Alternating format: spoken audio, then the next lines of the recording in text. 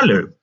In this talk, I'd like to focus on a particularly poignant musical and liturgical moment in the Divine Liturgy of the Armenian Orthodox Church.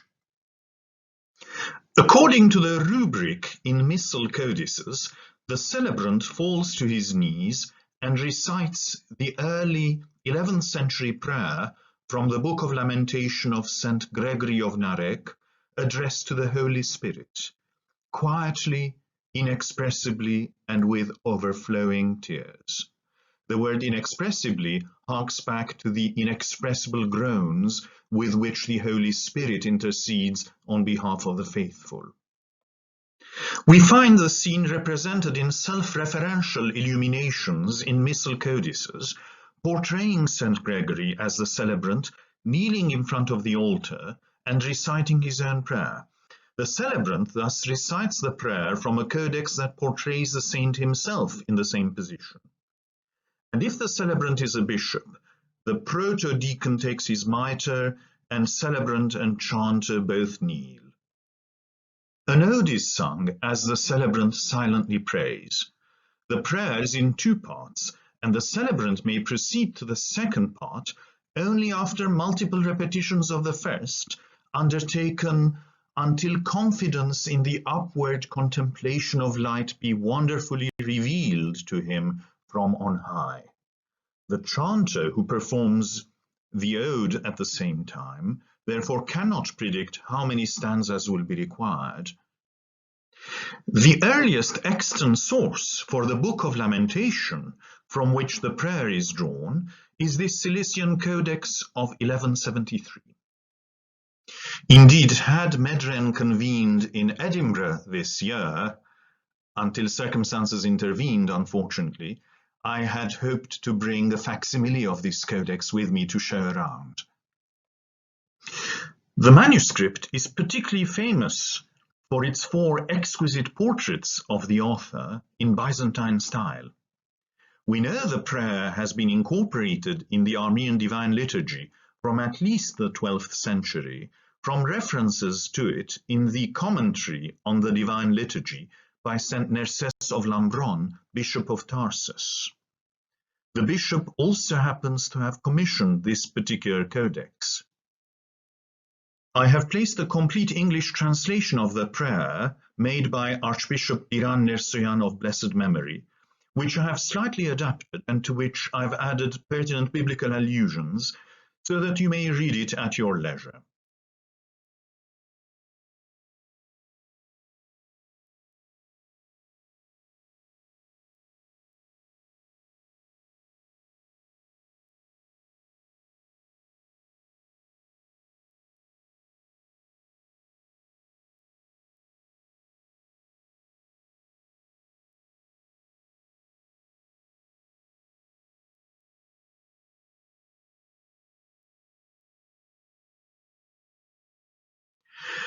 If the celebrant happens to be a bishop or of higher rank, breviaries tend to specify a special ode, elect of God, of which the text is addressed to the celebrant himself, comparing him to Aaron. The poetry is rather beautiful. Christ enables the celebrant to assume the role of Aaron, and his garments are likened to those which Moses prepared for Aaron. Once again, I have placed a complete translation for you to inspect. The English translation is that found in the Missal compiled and published by Amy Aptar. It has in fact been surprisingly difficult to find any early source for this ode. The earliest I've been able to find is not a proper book of odes, it's more of a breviary, which I found in San Lazzaro in Venice from the year 1635. But this is already early enough to predate any published volume, and of course, conceivably in other repositories of Armenian manuscripts, such as Jerusalem or Yerevan, one might be able perhaps to find something a good deal earlier. This is the earliest book of odes, I found it also in Venice in San Lazzaro. It dates to the year 1663, but this ode almost entirely lacks any neumes, unfortunately.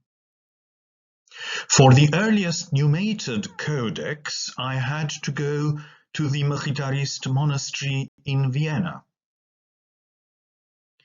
We are unable to decipher the Armenian medieval neumes, but we are fortunate in that, based on the numations of the Armenian canonical hymnal, the brilliant 19th century Constantinopolitan musicologist Haig Utidjian, on whose work I recently published a monograph, made a hypothesis postulating particular metrical durations associated with syllables of text bearing particular neumes and none. And if we subject the numations found in the Vienna Codex to this sort of investigation, we find, interestingly enough, that despite the fact that the stanzas are not of uniform length in terms of verbal text and numbers of syllables, most of the ode settles into a regular pattern of 5/4 meter. When we get to the stanza where the garments of Aaron are being described, though, it's as if the composer is getting excited. Some irregular long syllables appear. They appear more frequently. It is as if the composer wishes to accentuate the fact that garments were made of byssus and of royal purple.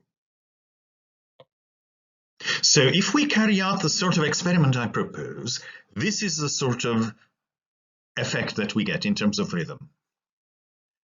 În realet hastudzo of vierchanik surpahana, në manjala haroni ev mosisi markarein, ein vorske stutzner horinozor aharon mishteskenur, horineres bat mujan zori chorits gazmial nutots, I garmero, I gabudo, I pezo, I dziranvo, telestelen horiner garknarachiner garkehan, jev zodzumen krabanin shurchanagi polorashen.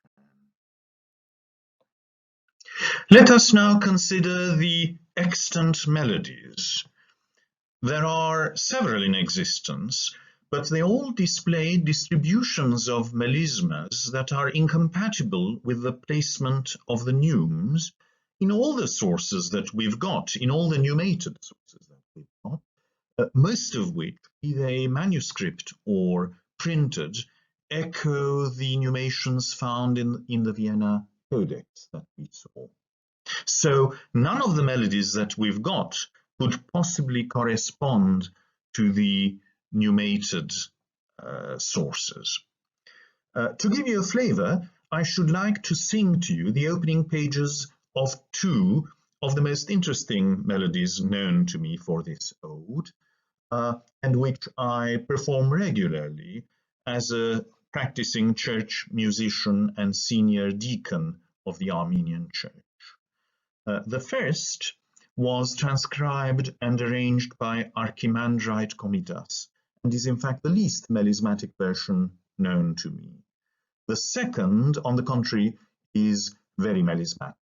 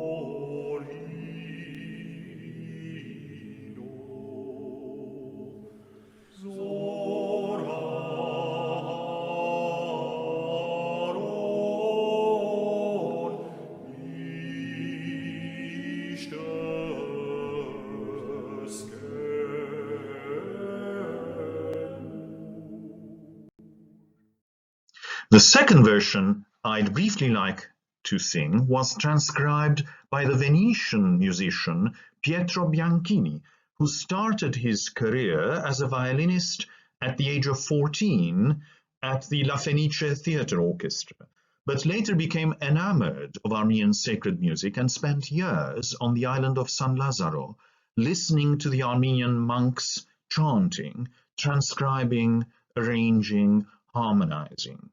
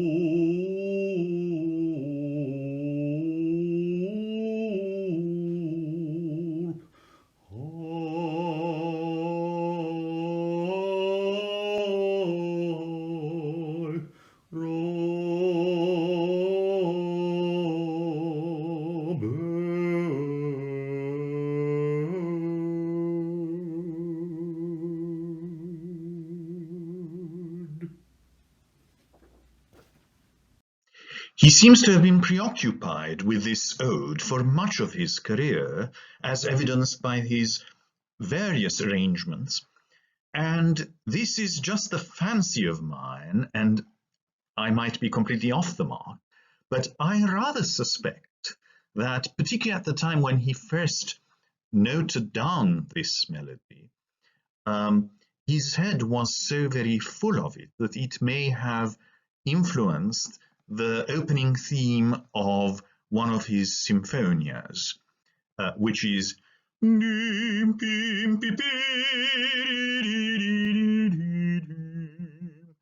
seems to be very reminiscent of the characteristic motif of the ode description that we heard a moment ago.